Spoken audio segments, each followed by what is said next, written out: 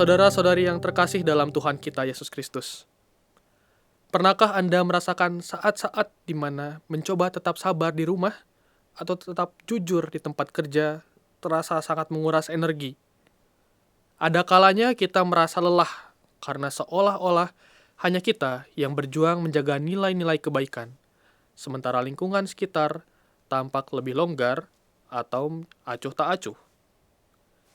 Di titik itu muncul perasaan ingin menyerah atau sekedar ikut arus, agar hidup terasa lebih mudah.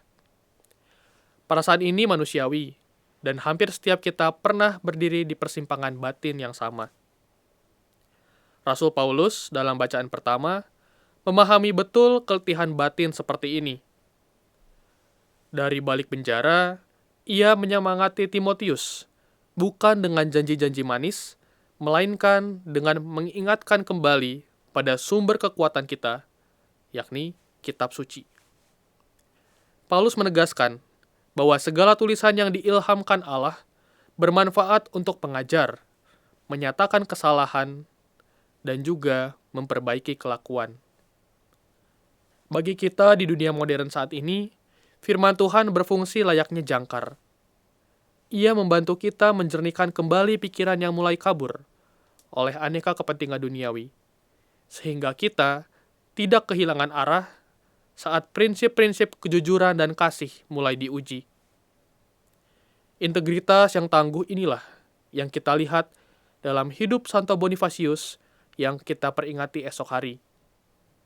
Ia dikenal karena keberaniannya merobohkan apa yang dianggap suci oleh dunia saat itu, yakni pohon ekdonar, untuk menunjukkan bahwa hanya Allah lah yang layak menjadi pusat hidup kita.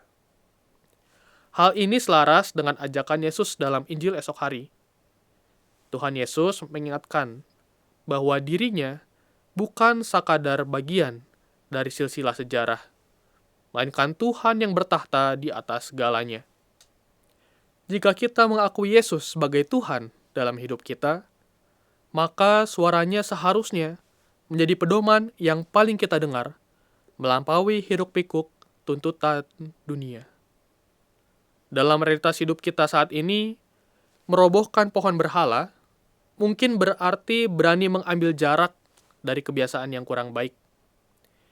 Misalnya di tempat kerja, mungkin hal itu berarti kita memilih untuk tetap profesional dan tulus, meskipun tidak ada orang yang melihat atau memuji kita. Atau misalnya di dalam keluarga, hal itu mungkin berarti kita berani memulai tradisi atau kebiasaan untuk mendengarkan dengan penuh kasih dan perhatian, daripada terus-menerus membalas dengan kata-kata tajam saat kita sedang lelah. Menghidupi semangat Santo Bonifasius tidak selalu berarti melakukan tindakan besar yang heroik. Seringkali ketaatan yang paling indah terjadi dalam keputusan-keputusan kecil kita sehari-hari untuk tetap berbuat baik meski sedang sulit.